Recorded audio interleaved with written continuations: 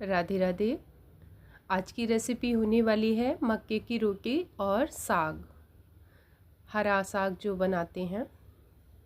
तो इसे हम बनाएंगे मेथी, पालक और मूली से। आपको आज मैं एक अच्छी सी ट्रिक देने वाली हूँ, जिससे कि आप जब भी साग लेके आएंगे तो आप उसे किस तरीके से स्टोर कर सकते हैं। क्योंकि साग अगर आप लेके आते हैं ना, मेथी, पालक और या बथुआ ऐसी चीज़ें, तो वो क्या है ना, जल्दी से ख़राब हो जाता है। तो उसे आपको क्या करना है, जैसे ही आप मार्केट से लेके आएँ, उसे अच्छे से उसकी जो डंडियाँ हैं उसे तोड़ करके बीन लीजिए। घास कूड़ा जो भी उसमें होता है हटा दीजिए, और जो ख़राब पत्ते होते हैं उसे निकाल देना है। और आपको उसे कट करके, मैंने क्या किया था, लाने के बाद अच्छे से उसे उस टाइम पे धोया नहीं था, केवल डंठल काट दिए उसके, और बिना धोए ही मैंने इसको कट किया था।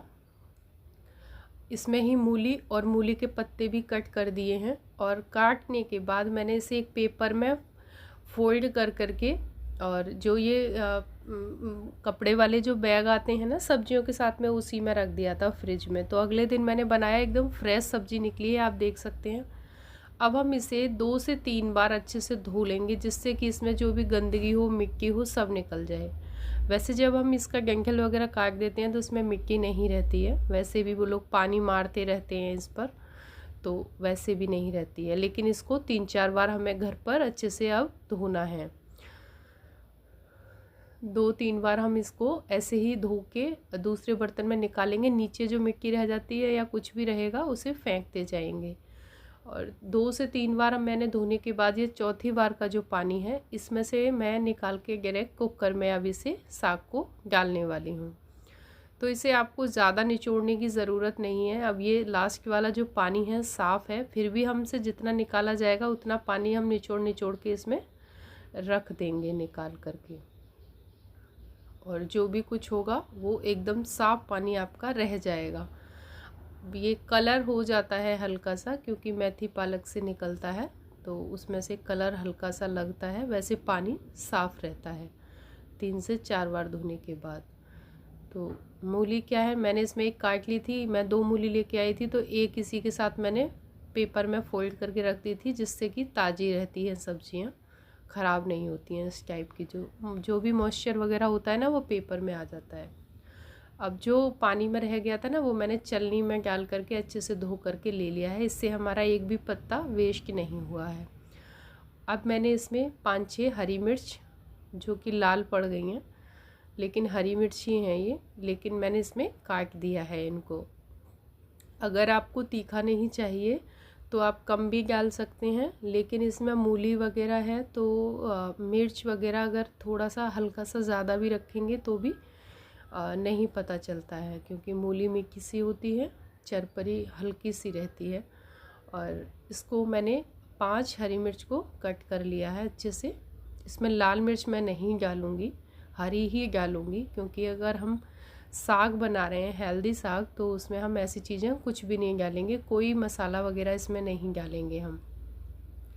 ऐसे ही मैंने इसको धो करके ले लिया है, बस हरी मिर्च हमने इसमें डाला है। अभी हम इसमें नमक भी नहीं डालेंगे, सिर्फ हरी मिर्च डालेंगे। और दूसरा मैं आपको बताऊं तो, कि कुछ बच्चे ना घर में साग नहीं खाते हैं, इस तरीके की चीज़ें, तो उनके लिए क्या करना है ना, मेरा एक बेटा साग बहुत कम खाता है, तो मैं क्या करूँगी, उसके लिए इसमें आलू डाल दूँगी, तो वो साथ में उबल जाएंगे। और आलू का भरता बना कर के दूँगी, तो थोड़ा सा साग और इसके साथ वो खाना खा लेगा। तो मैंने इनको इसी में डाल दिया है। अब मैं इसमें आधा कप पानी डाला था इसमें, और इसको रख देंगे उबालने के लिए 1 सीटी आने तक। और जैसे ही इसमें 1 सीटी आ जाएगी, हम गैस कर देंगे बंद, ठीक है ना। एक गैस बंद करने के बाद उसकी सीटी निकलने तक हम वेट करेंगे, तो हमारे आलू अच्छे से हो जाएंगे। और ये मेथी पालक वगैरह जो है ना, ये तो 1 सीटी में ही हो जाता है। तो इसमें से हम आलू अलग कर लेंगे। आलू हमारा बिल्कुल भी टूटा नहीं है और इसमें मैश भी नहीं हुआ है, इसीलिए मैंने 1 सीटी लगा के बंद कर दिया था। और आलू हमने छील कर अच्छे से धो कर डाले हैं, जिससे कि साग में हमारे में कोई मिट्टी वगैरह ना लगे। आलू आपको हमेशा छील कर ही डालने हैं जब भी आप डालेंगे। तो इसमें से मैं क्या करूँगी ना, एक आलू तो पीस में कट करके साग में ही डालूँगी और 2 आलू का भरता बनाऊँगी। अगर आपकी तरफ मटर मिल रही है ना, तो हरी मटर भी आप इसमें, जब मैं आलू डालूँगी उस टाइम आप हरी मटर इसमें डाल सकते हैं। तो उससे क्या होगा कि टेस्ट भी अच्छा आएगा। तो इसे आप इस तरीके से मैश कर दीजिए या किसी मैसर से इसको अच्छे से महीन सा हो जाए, ऐसे घोट दीजिए साग को। मेरे से हाथ से नहीं हो पाता है तो मैं इस तरीके की एक रई है मेरे पास इलेक्ट्रिक वाली बेटर, उससे मैंने इसको कर दिया है। 2-3 बार हम इसको बस थोड़ा थोड़ा एक बार चलाते हुए पल्स मोड पर ऑन ऑफ करते हुए मैंने इसको चलाया। 2 से 3 बार में ही ये अच्छे से हो गया है, आप देख सकते हैं। अगर आपको इतना मोटा चाहिए तो रहने दीजिए, मैंने थोड़ा सा और किया था क्योंकि मैंने इसको चाकू से काटा था तो थोड़ा मोटा मोटा ही काट पाई थी, मेरे हाथ से कटता नहीं है। अगर आप अच्छे से महीन काट पाएँ तो आपको ये सब करने की भी ज़रूरत नहीं रहेगी। वो घोटने से, आप जिससे रई वगैरह से घोटेंगे उसी से हो जाएगा। लेकिन मेरा थोड़ा मोटा मोटा कटा हुआ था इसलिए मैंने रई से किया था। अब हम इसमें क्या करेंगे, लगाएंगे आलन। मुझे नहीं पता आप क्या बोलते हैं, लेकिन मेरे घर पे हमारी तरफ ना इसको आलन ही बोलते हैं कि हम इसमें आलन लगाएंगे। आलन किस चीज़ का लगता है, या तो मक्के के आटे का या बेसन का। तो मैंने इसमें बेसन का लगाया था। तो इसमें मैंने 2.5 से 3 चम्मच बेसन लिया है और इसको घोल लिया है जब तक इसमें गुठलियाँ ना रहें एक भी, है ना। गाढ़ा सा पेस्ट बनाया है पहले, सारी गुठलियाँ तोड़ के, फिर इसको पतला कर करके मैं उसमें साग में डालूँगी, जिससे कि साग में टेस्ट भी आएगा और एक मतलब जैसे साग जुड़ जाएगा, मतलब उसमें थिकनेस आएगी, अच्छा सा बनेगा टेस्ट में भी। मतलब ये डालना ही पड़ता है इस साग में, जब हम इस तरीके का साग बनाते हैं तो उसमें आलन लगाते ही हैं। तो इसको अच्छे से मैंने पतला कर लिया है। अब या तो आपके पास कोई मोटी चलनी हो उससे छान के डाल दीजिए, अगर आपसे गुठलियाँ नहीं टूटती हैं। मेरे पास इसमें एक भी गुठली नहीं है, मैं ऐसे ही डाल दिया है। सिर्फ बताने के लिए मैं आपको कि अगर आपसे ना हो, गुठलियाँ लगें, अगर आपको ऐसे कुछ लम्स लगें उसमें तो आपको, और मैं क्या है ना गैस बंद कर दिए तब इसमें ये डाला है, नहीं तो गुठलियाँ बन जाती हैं, गांठ सी पड़ जाती है इसमें आटे की। तो इसलिए मैंने ये बेसन से ही आलन लगाया था। अब मैं इसकी गैस को ऑन कर दिया था मैंने, जब मैंने मिला दिया था। उसके बाद क्या किया है, आलूओं को डाल दिया है। आलू डालने के बाद इसमें अब मैंने डाला है इस तरफ नमक मैंने जब डाला है जब साग खदक खदक के कम हो गया है, ठीक है ना, उबाल आ के वो कड़ी की तरह ही साग को बनाया जाता है। ज़्यादा आंच पर रखना पड़ता है उसको, ज़्यादा ही मतलब साग को थोड़ा टाइम लगता है। गैस पे रखने के बाद आपको उसे चलाते रहना है, और हाँ, आलन लगाने के बाद इसको आपको छोड़ना नहीं है जब तक इसमें उबाल ना आ जाए। तो इसे चलाते रहेंगे। साग करीबन आपका मतलब जैसे कि आपका एक कटोरी है तो पौन कटोरी सा रह जाएगा, मतलब थोड़ा सा कम होता है, उसके बाद ही वह अच्छे से स्वाद आता है। अब हम इसमें लगाएंगे आलन, वो तड़का। आलन हमने पहले लगा दिया, अब हम इसमें लगाएंगे तड़का। और ये जो झाग से आते हैं ना ऊपर, इन्हें आप निकाल देना, ये बिल्कुल भी मुझे अच्छे नहीं लगते। मैं इसको साथ की साथ ही निकाल देती हूँ, बाद में इसकी एक लेयर सी नहीं बनती है, साग के ऊपर जो लेयर सी बन जाती है ना पीली पीली सी, वो नहीं बनती है। तो अगर हमने इसमें मटर डाली होती तो जितनी देर में हमारा साग खदक खदक के इतना हो गया है उबल के, तो वो मटर भी हो जाती। आपको कच्ची ही मटर ऐसे ही डाल देनी है, इसमें आराम से हो जाती है। सीजन वाली मटर, फ्रोज़न मटर मैं यूज़ नहीं करती इसलिए मैंने नहीं डाली है। और अब हम इसमें लगेंगे तड़का लगाने के लिए मैंने लिया है घी को गर्म हो जाएगा, और लहसुन मैंने कट करके रख लिया है, और हींग भी पास में ले लिया है। तो हींग जीरे का हम पहले इसमें छौंक लगा देंगे, तड़का मार देंगे साग में। इसके अलावा हमारे इसमें कोई मसाला नहीं जाएगा। मैंने डाला जीरे के बाद इसमें डाल दिया है ये, और हींग डाल दी है। अब डाल दिया है इसमें लहसुन जैसे ही भुन जाएगा तो हम इससे तड़का लगा देंगे, और तुरंत बर्तन से, मतलब एक कोई प्लेट वगैरह ले करके उसे साथ के साथ आपको ढक देना है, जिससे कि इसकी खुशबू महक उसमें रहे तड़के की, है ना, वो बाहर ना निकले। इसलिए हींग जीरे का जो हम तड़का लगाते हैं उसकी महक उसमें रहनी चाहिए। अब हमारा लहसुन अच्छे से भुन गया है, और लहसुन को आपको मीडियम, जब तक वो ब्राउन सा ना हो जब तक आपको भूनना ही पड़ेगा। मैंने हींग डाली है लास्ट में। अब इसको हम तुरंत ही इसमें कुकर में डाल देंगे, ये देखिए। और मैंने साथ के साथ एक हाथ से डाला था करछी वाला तड़का और एक हाथ से प्लेट रख दी, और उसी करछी में मैंने थोड़ी सी लाल मिर्च डाल करके उनको भी भून दिया है। उसमें घी वगैरह दोबारा से नहीं लिया था, उसी करछी में हो गया है, जिससे कि साग का थोड़ा सा कलर अच्छा हो जाएगा। और ये देखिए कितना टेस्टी आपका साग बना है। एक बार आप इस मेथड से बनाएंगे, इतना इजी और टेस्टी बनेगा कि बार बार बनाएंगे। मसाले इसमें कुछ भी नहीं डालना है आपको, बस डालना है भरपूर घी। अब हमने इसमें पहले भी घी में ही तड़का मारा था, और ऊपर से और हम घी डाल देंगे। अच्छा, इसमें घी डालने का क्या रीज़न है मेरा, कि बच्चे घी नहीं खाते हैं, ऐसे उनके सामने डाल कर दोगे तो नहीं खाएंगे, लेकिन इसमें मिक्स हो जाएगा, उन्हें पता ही नहीं चलेगा और सबको इक्वली मिलेगा, है ना। तो इसी में मेरा यही रहता है, जिस सब्जी में कड़ी में घी डालना होता है मैं एक साथ डाल देती हूँ उसमें, फिर अलग से डालने का झंझट ही नहीं रहता। और ये मैं अपने बेटे के लिए अब 2 आलू जो बचे थे उसका बना रही हूँ भरता। तो इसमें मैंने एक बड़ी प्याज कट कर ली है, उसमें डाला नमक, मिर्च, है ना, धनिया पाउडर और थोड़ा सा सौंफ का पाउडर। और आलूओं को मैंने तोड़ लिया है, बीच में से आलू हल्का सा रह गया था उसको हटा दिया है, वो हार्ड हो रहा था, टाइट सा था। तो और इसको आपस में मैंने मिक्स कर दिया है। इसके साथ में वो थोड़ा सा साग लेके आराम से खा लेगा, तो उसका हो जाएगा। अब इसको भी हम साइड में रख लेंगे, और अब करेंगे हम तैयारी अपनी मक्के की रोटी बनाने की। ये देखिए क्या फूली फूली रोटियां आपकी बन रही हैं। तो आटा लेंगे छान करके, और आटा छानने के बाद आपको इसमें पानी थोड़ा थोड़ा डालना है, एक साथ पानी नहीं डालना है।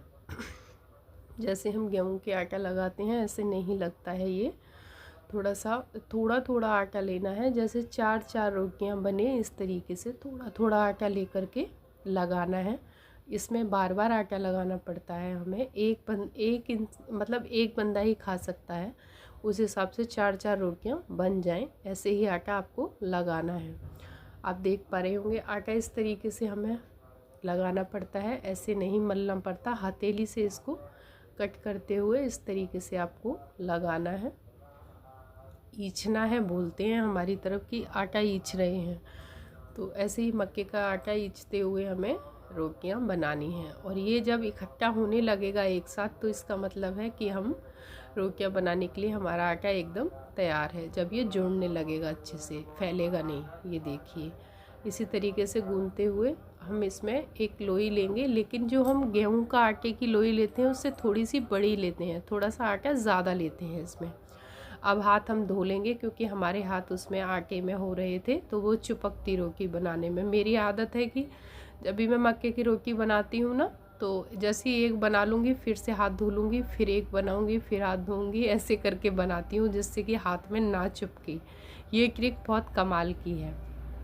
अगर आटा रह जाता है तो वहीं से हमारी रोटी बिगड़ने लगती है, बनती नहीं है, एक सार से चिपक जाएगी तो वो टूटने लगेगी, है ना। और इसको आराम से हथेली और उंगलियों की सहायता से हमें रोटी को गोल गोल करते हुए बढ़ाना है, बहुत ही आराम से, नहीं तो टूट जाती है। मक्के की रोटी बहुत जल्दी से नहीं बनती है, तो थोड़ा ध्यान से आपको बनाना पड़ेगा। आटा पतला भी नहीं होना चाहिए और टाइट भी नहीं होना चाहिए, थोड़ा सा एकदम हार्ड नहीं होना चाहिए, एकदम टाइट नहीं होना चाहिए। देखिए आराम से बन रहा है, बिल्कुल भी टूट नहीं रहा है इधर उधर से। लोई बनाते समय क्रैक्स नहीं आते हैं, इसकी यही पहचान होती है। जब हमने लोई बनाई गोल गोल तो क्रैक्स नहीं आएंगे। देखो मैंने एक लोई बनाई फिर हाथ धो लिया। मेरी ये आदत है कि मैं एक रोटी बनाने के बाद, लोई बनाने के बाद ना फिर से हाथ ज़रूर धोती हूँ। उससे क्या होता है कि मेरे हाथों में चिपकता नहीं है और मैं आराम से बना लेती हूँ, मुझे बार बार पानी नहीं लगाना पड़ता हाथ में। और ये देखिए, इसको थोड़ा सा मैंने ऐसे गोल गोल किया उंगलियों की सहायता से, जैसा कि आप देख रहे हैं, लेकिन मैं इसे बता नहीं पा रही हूँ, लेकिन आप देखकर समझ सकते हैं। मक्के की रोटी बनाना थोड़ा सा तो मुश्किल होता है, और लेकिन टेस्ट बहुत बढ़िया आता है भाई खाने में। अगर आप देखिए, चकले पर भी बहुत से लोग बनाते हैं, चकले पे रोटी बनाते हैं। मेरी सिस्टर बनाती है, मेरी बहन बनाती है, लेकिन मुझे बनाना नहीं आता चकले पे, लेकिन वो अच्छे से बना लेती है, गेहूं के आटे की तरह उसको आती है बनानी। हम गए थे एक बार उसके घर पे, तो उसने बनाई थी, वो चकले पे बना रही थी, बिना बेलन के, हाथ से ही, पर चकले पे रख के कुछ ऐसे बना रही थी। मुझे याद भी नहीं है कैसे बना रही थी, लेकिन वो गेहूं की रोटी की तरह ही लग रहे थे। लेकिन मैं हाथ से ही बनाती हूँ, मेरे को ऐसे ही आता है। तो अगर आप चकले से भी बनाना चाहें तो उसमें लोई लेके और सूखा आटा लगा के उसको थोड़ा थोड़ा सा गोल गोल घुमाते हुए बढ़ाना है। शायद इसी तरीके से वो बनाती है मतलब। और मेरा ऐसे ही बनाने का तरीका है। तो ये रोटी फूलती भी है, वो रोटी भी फूलती है चकले वाली, लेकिन ये भी फूलती है और अच्छी बनती है। मेरे को क्या है ना कि मक्के की रोटी एकदम करारी सिकनी चाहिए, मतलब एकदम कुरकुरी सी होनी चाहिए, तभी मुझे टेस्ट आता है साग के साथ खाने में, चुपड़ के खूब अच्छे से घी लगा के और फिर खाओ। फिर देखो मक्के की रोटी और साग का कमाल कितना टेस्टी लगता है। अगर आप 2 रोटी खाते होंगे तो 3 रोटी पक्का खा लेंगे स्वाद में, लेकिन 1 रोटी कम खानी चाहिए, क्योंकि ये खाने के बाद में ऐसे लगता है कि पेट हमारा ज़्यादा भर गया, इसीलिए। और ये एक और मैं आपको बना के दिखाती हूँ। देखिए, लोई बना के रख दिया, मैं हाथ धोऊंगी फिर उसको उठाऊंगी लोई को। और चकले पे जब मतलब तवे पे रोटी पचती है ना, जब तक सिकती है, मतलब पचती है मतलब सिकती है, जब तक तवे पर रोटी सिकेगी ना, तब तक मैं दूसरी रोटी अपनी तैयार कर लेती हूँ धीरे धीरे, क्योंकि इसे थोड़ा सा मक्के की रोटी को बनाने में टाइम भी लगता है, बहुत आराम से बनाना पड़ता है। ऐसे नहीं है कि एकदम फटाफट से बना दो तो टूट जाएगी अगर आप उसे ध्यान से नहीं बनाएंगे। ये मैंने स्पीड बढ़ा रखी है, लेकिन जब मैं बना रही थी तो बहुत धीरे धीरे हाथ से बना रही थी। अगर मैं इतना धीरे धीरे आपको दिखाऊंगी तो आप बोलेंगे बहुत लंबा वीडियो हो गया है, और वैसे भी थोड़ा बड़ा वीडियो हो गया है, क्योंकि इसमें 2 रेसिपी आपकी एक साथ मैंने बनाया है, साग और मक्के की रोटी, इसलिए थोड़ा बड़ा है, लेकिन यूज़फुल वीडियो है। ये देखिए, एक तवे पे मैं पचा देती हूँ, एक पे सेक लेती हूँ, और उस गैस को भी मैंने ऑन कर दिया है दूसरी वाली को। और जब ये रोटी सिक जाएगी तो मैं एक गैस ऑफ कर दूँगी। इससे क्या होगा ना, मक्के की रोटी बनाने में जो टाइम लगता है थोड़ा सा टाइम बच जाता है, और उसे पचने में भी बहुत टाइम लगता है। तवे पर मतलब सिकने में रोटी को टाइम लगता है, और अगर तवे पर अच्छे से नहीं सिकेगी तो रोटी आपकी सेकोगे जब आप आँच पर तो अच्छे से नहीं सिकेगी, टूटेगी। इसीलिए तवे पर सिकना बहुत ज़रूरी है। और जब वो तवे पर सिक जाती है, मीडियम आंच पर मैं सेकती हूँ, एकदम तेज़ पर नहीं सेकती हूँ, नहीं तो वो अंदर तक नहीं सिक पाती है। भारी भी होती है ये रोटी। और मक्के की रोटी तो वैसे भी देखिए, चूल्हे की जो रोटियां बनती हैं, चूल्हे पर जो हम सेकते हैं, उसका तो स्वाद ही अलग होता है। लेकिन जहाँ हम रहते हैं वहाँ चूल्हा अवेलेबल नहीं रहता है, वहाँ हम बना ही नहीं सकते चूल्हे वगैरह पर। लेकिन इस तरीके की रोटियाँ बहुत अच्छी लगती हैं। लेकिन जो लोग चूल्हे पर बना लेते हैं ना, और जो चूल्हे पर बनाते हैं, उसका टेस्ट तो और भी अच्छा आता है। लेकिन हमें नहीं आती है उस पे बनानी, तो इसी पे बनानी पड़ती है। पर हमने इसी की खाई है तो हमें टेस्ट तो आता है। लेकिन जब हम गांव जाते थे ना, छोटे थे, तो चाची वाची बनाती थी हमारी, बहुत टेस्टी लगता था चूल्हे का खाना। गांव जाते थे जब छुट्टियों में। और अभी देखो कितने अच्छे से सिक रही है। इसका यही है कि एक रोटी आपकी तवे पर तैयार रहनी चाहिए और एक आपको सेकनी है। और जैसे ही तवे वाली को आप पलटोगे, तब तक आपको हाथ वाली रोटी तैयार करनी है। अब मैं इसको बड़े वाली आंच पर रख लूँगी और छोटा वाला बंद कर दूँगी, और इस रोटी को पलट दूँगी, और मैं दूसरी रोटी बनाने के लिए लोई बनाकर रख दूँगी। इसको हम अच्छे से सेक लेते हैं। इसको जल्दी जल्दी आपको उठा करके सेकना है, रोटी को छोड़ना नहीं है।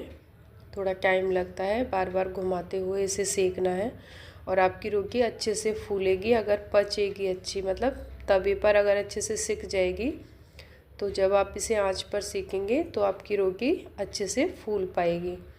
अगर आप देख पा रहे हो तो ये रोटी आराम से फूल रही है अच्छे से।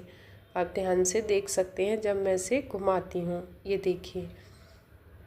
तो इसी तरीके का यही एक ट्रिक है कि अगर आपकी तवे पर रोटी अच्छे से सिक जाएगी तो जब आप उसे सेकेंगे आंच पर तो वह फूलेगी। अगर आपसे रोटी ना बन पाए तो आप इसका तवे पर ही पराठा सा भी बना सकते हैं। अगर आपको पराठे की रेसिपी चाहिए, मक्के के आटे के पराठे आलू वाले वो भी, तो मुझे कमेंट्स ज़रूर कीजिए। और अगर आपको वीडियो अच्छा लगा हो तो प्लीज़ लाइक, शेयर और सब्सक्राइब ज़रूर कीजिए। राधे राधे।